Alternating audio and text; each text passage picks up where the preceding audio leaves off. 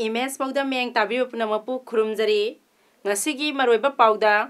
Manipur University ki BC Lauto Haibagi Dabi Taraduna Kungjang Sangsin Kre Lana Lausilamba staff sing Lautok Triba Pauba College sing the approval notice P Danaba Desamgi Makai Dagi Harakli Loinana GDP growth double digit Tamnanaba Pandam Tamli Haina Prime Minister Narendra Modi na Hai Kre Hauzik Mapungweba Pamu Lawirasi Musuna MU BC Lauto Haina Dabi Tauduna Kungjang Sangsinduna Laklibabu Sogaladuna Manipur University Staff Association na MU campus ta wakat mifam phambagaloina na rally chatkre wakat mifam da saruk yakhiba MU Staff Association ki President Jiban Kumar na phongdorakpada khongjang asi numit kunga marini sure mahiroi singna A block BC office amadi examination hall na singba thingjinbadagi function tawdre PG parikha pangthokpa ngamdre haidokadaba parikha sing haidokpa ngamdre maram asina University ki din kaya resign tawkhre Mari Lainaba Prime Minister, Governor amadi Chief Minister na intervene tawiduna tangdulay taba University oinaba hotnabiyo tha sigi kontra phawbada BC ga wari sanaduna waroi sin poroknaba hotnabiyo ngamdaba tarabadi BC moral ground da pham thadopiyo haike University Service so ngasi atuba zone meeting ama pham kanda aikoi atuba matamda tang kunthra jun gi gisari amicable solution ama poraktuna inu tangdu leita ba thambiu haibasi satri punsi kana ba university kana thambiu kai gumba tang kunthra basi manung de ja khoi masi tangdu leita ba propong amdragadi masi da maru oina satri ne charge tawriba kaino mayam je sengdok ngamdana moral ground da bai san salse phum thado pi haibe khoi job lojare siga loina na akoi memorandum ama Honorable President of India, Honorable Prime Minister of India, Honorable Union Ministry, MISRD, Governor, Head of the State, and Chief Minister of Manipur. Narkanda, Yamna two matam the solution of Musuna Susinduna, Mahiroi Singaloina Nangasi, MU Manunda, Wakat Mipam Pambagaloina release at K, Kongjang Aduda Saruk Yakiba, Musugi Cultural Secretary, Robindrona Haike.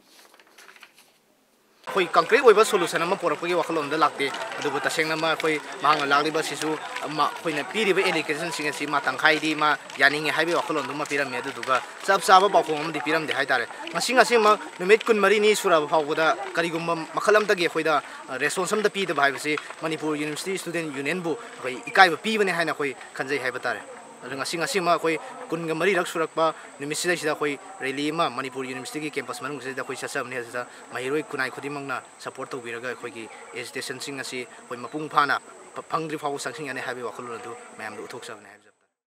Isauna sohalaba singi relief fund gi damak tongan tongan ba group ahumna mukhyamantri gi relief fund da lupa lakh ahum lising 35 dan tawkhre Manipur Police Service amadi kairang Pangal group na lupa lakh amamam dan tawkhe masida natana All Manipur Gurkha Students Union amadi 6 imoino multi-purpose financial cooperation na lupa lising humanga amadi lupa lising yangkhai dan tawkhe senpham sing adu mukhyamantri da hakthengna na khusinakhe mukhyamantri na donation taropa group khudingmakta penba phongdokhre hairi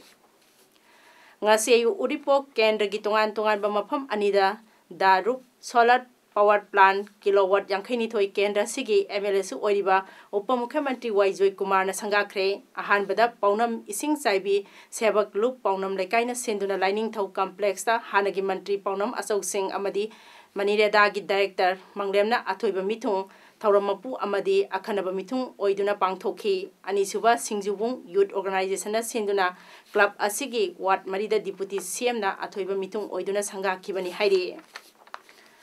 Democratic Students Alliance of Manipur Deshamgi Vice President Namairakpam Edison Maitaina Haikre Handakta Satliba Sahi Sigi April Thada Manipur gi Adet College Taru Kaksing Khunau College Thambal Mari College Biramangol College Standard College Liberal College Amadi Mayai Lambi College bu Lengaki Full Place College Oina Loksilagani Haina Lengaki decision Laukiba Laikre Cabinet decision asigi law kharbatungda Desamna college sing asida satuna yengsilubada teaching amadi non teaching staff kaya hapsilamba thengna khre 2013 की मे थादा college असिदा लैगदबा staff सिंगी approval order अदुगी मतुंगदा अतै order अमता थोखिद्रे हापसिलमलिबा टीचिंग अमदी नन टीचिंग स्टाफ सिंग असि नियम चुमना हापलमलबदी अयेतपा लैते अदुबु लाना हापसिलमलबदी अयाबा पीबा ngamloi स्टाफ हापसिलमलिबा असिगी कॉलेज की गवर्निंग बॉडी अमदी डायरेक्टोरेट ऑफ एजुकेशन यूगी खुसाबिदा लौरब्रा हाइबगी सिंगनबा लै मरम असिना हापसिलमलिबा स्टाफ सिंग कॉलेज की गवर्निंग बॉडी अमदी मरी लैनबा ऑथोरिटी ना लौथोकदबनी अदुगा कॉलेज सिंग द लैरिबा स्टाफ सिंग नसु लौथोकनबा प्रेशर पिबियो गवर्नमेंट नसु स्टाफ सिंग असि लौथोकदबनी देशाना तालिबा दाबी थबकता ओंथोकतबा ताराबदी हापसिलमलिबा स्टाफ सिंग अमदी मखोइगा मरी लैनबा सिंगी मिंग मियामदा खंगहलगनी अदुगा लौसिलमलिबा स्टाफ सिंग लौथोक्त्रिबा फावबा कॉलेज सिंग सिदा अप्रूवल नोटिस अमता पिबिगनो हौजिक पालिबा गवर्नमेंट करप्शन थिंगनबा एंटी करप्शन सेल न चिंगबा हांगदुना थमलिबसिनसु हिरमसिगी मतंगदा यांगसिनबिउ हाइके टीचिंग अमदी नन टीचिंग स्टाफ सिंगसे मसे कॉलेज की लेवल लगी कॉलेज की गवर्निंग बॉडी सिंगना लौथोकपिबा मा नत्रगना कॉलेज सिंग लेरिबा कॉलेज सिंग स्टाफ एसोसिएशन सिंगना हारिबा सिंगसी लौथोकनबा कोई गवर्निंग बॉडी द प्रेशर पिबा मा नत्र हरगना डायरेक्टोरेट ऑफ एजुकेशन यूगी ऑफिशियल सिंगना डायरेक्टर द चिंबा एडिशनल डायरेक्टर लेरिबा सिंगसिना मसी लौथोकपिबा मा नत्रगना मणिपुर गवर्नमेंट की कोई एजुकेशन मिनिस्टर ना मसीगी मतांग कुप थिगतपिरगा मसी द जौ सांगनौपंग पालवादी ZSP जनरल हेडक्वार्टर न सिंधुना ZSP की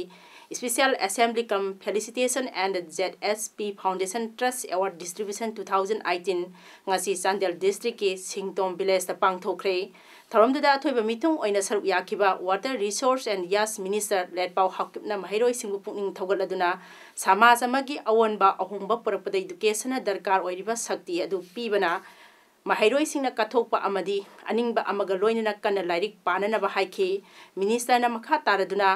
अइखोइगी एजुकेशन सिस्टम ना अइखोइबु असुंबा लंबीदा लुचिंगबिबा ngamgadaba matik chaba luchingba ama puthok pana अइखोइगी समाजदा अवनबा अहोंबा पुरकनी नेल्सन मंडेला की वही परेंग अमा पलदुना महांगना हाइखिबदा एजुकेशन असि ख्वाइदगी थौबा खुलाइने अमसुंग अइखोइ खुदिंगना मसिबु पुकनिंग थगोटकदबनी अमदी समाजदा सिंगनरिबसिंग मायोकनगदबनी हाइखि थौरंगी सरुक अमा ओइना HSLC एग्जाम दा पाइ पाकलबा अमदी सब्जेक्ट सिंगदा मार्क वांगना फंगलकपा माइरोइ सिंगदा अवार्ड सिंग यंथोकी अमदी school of the year award 2018 ना सेंट मैरीज स्कूल बिहांगना पीखि बोसेंगी मखादा पांथोखिबा मैट्रिक परीक्षा की हंदक हाइदोखिबा रिजल्ट फेल ओइरे हाइबा माइरोइ अमा नौना चेक तौरबदा फर्स्ट डिवीजन दा पास तौरमले इम्फाल ईस्ट की कवा लमदाई बुंगदगी याइफबी कांगुजम अपोप के Arun Kumar Singh roll number 42683 Imphal public school IPS ना हंदक हाइदोखिबा बोर्ड की मार्कशीट कम सर्टिफिकेट सोशल साइंस दा मार्क मापल फंखे अदुबु माहिरोइ असिना सिंगनबा लैबदगी अमुहना रिइवैल्युएशन तौबिनबा बोर्ड चे थाखे माहिरोइ असिगी वकत मतुंग इना अमुहना चेक तौरुबदा सोशल साइंस की मार्क मापन अदु निफुमरी फंगलमखे हाइरिबा असिदगी बोर्ड की सेक्रेटरी नंगरांग थोरकिबा ऑर्डर अमगी मतुंग इना माहिरोइ असि फर्स्ट डिवीजन दा पास तौरे हाइना खंगलखिबनी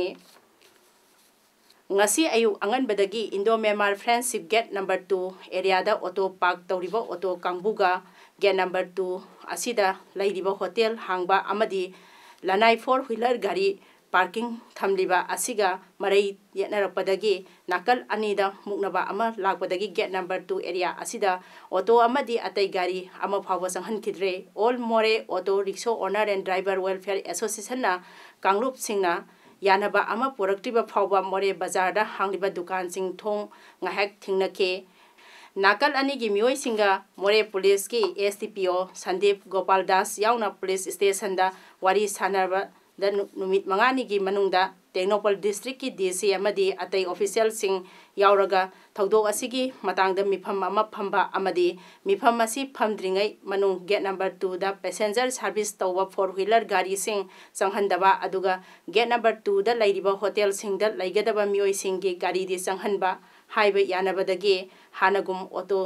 Sele amadi dukan sing hangkre thogdok asigi matangda SDC Moregi Romeo amasung 11 AR Moregi CO RS Rawatso laktuna yengsen ke Jiribam district asida lairiba Waste and Measures Department asina sang naina Jiribam da lairiba businessman na toina sizinariba pot onbagi khulaising asi check tawbagi drive ama chathakre ngasigi chathakiba drive asigi matangda RK Kington Singh Inspector Ways and Measures Department na asumna phongdorake ngasi Jiribam Bazar da drive ama chatharjaraga verification kaya ama tawjare masida Jiribam praja na so pungning thawai yauna saruk yabirakpa asida thamoi sengna thagasaba phongdok sari haike makata na haikibada asumna Manipur gi oiba amadi tungda kanarakadaba thabak kaya ama tawbada ngasi Jiribam prajana saruk yariba asumna Manipur praja punamagna saruk yabiragadi aikhoina tawjaruba thabak punamakta mai pakani haina Manipur praja gi pukning singsinke ngarang ahing khanghodana Imphal Jiri lambi gi ke sinam khulda amuhana chingning khaiduna lambi phumjin khibadagi Jiri dagi Imphal da thorakpa mal puba gari sing sinam khulda panduna lairakhiba adu ngase upung tara makhai tabada mafam adu semjinduna gari chatpa haukhre amaromda lambi asigi maku thong manakta leiba haijing bridge su brak turel gi imai wangkhalakpadagi chatpa yadabadagi miamda sauna awaba mayoknare haikhe ngarang ayu pung taruk taba matamda Jiribam gi dibong awang lekai gi mandapta Bharat Swabiman Trust Patanjali Yoga Samiti Mahila Patanjali Yoga Samiti Yuba Bharat amadi Patanjali Kisan Seva Samiti Jiribam District Manipur na sinduna 4th International Day of Yoga 2018 mapung phana pangthokre thoromaduda S Shanti Devi Chairperson Jiribam Municipal Council Jiribam JMS Jiribam CH Sunamani Singh BST Jiribam District Yoga Samiti Jiribam amadi RK Nobinsana Singh Pradhan Dibong GP na mathang sina athoba mithung thoromapu amadi akhanaba mithung oina thoram asida saruk yake thorongi athoba mithung na maira sukhatuna thorom hodokhe ngarang nungthil pung manga makhairom tabada lamlai kendragi chalo awang laikai thong mayada 2 inch motor cell ama lairambadagi nga phaba chatpasingna thengnabadagi police ta pau piraba matung police ki bomb expert team su laktuna lakthoklaba matung numidang wairam pung 3 minute 45 rom tabada nongda labukta asoi angam yaudana pokhai hankhre hairi ngasi Jiribam dibong makha lekai da leiba thoksom Priyo Kumar Singh Chaini Futaret mapagi maming Leti H Premananda Singh Kauba mi ama thori yanduna siramle kari maramgino haiba sabsana khangdri adubum hak asi mari mata thokpa yum amada leibani haire $1 trillion economy club kidama GDP growth double digit oigadaba pandam thamli haina Prime Minister Narendra Modi na haikre loinana World Trade ta India gi share sada ahom dasmik mari gi double oire haiki New Delhi da sagadaba Ministry of Commerce ki anoba office complex ki ure yung tambagi thoramda wafamasi Prime Minister Narendra Modi na phongdokhibani lisingani tara tareta nipan gi senbada GDP growth sada tare dasmik tare jauki India gi economy hengalaktuna $1 trillion economy club ta India gi share hengalakpra haibado malemna yengduna lei haiki goods and services tax asi haukiba sahi gi July amadagi satnaba haukibani Congress President Rahul Gandhi na party ki General Secretary Mallikarjun Kharsbu Maharashtra ki in charge oina khankre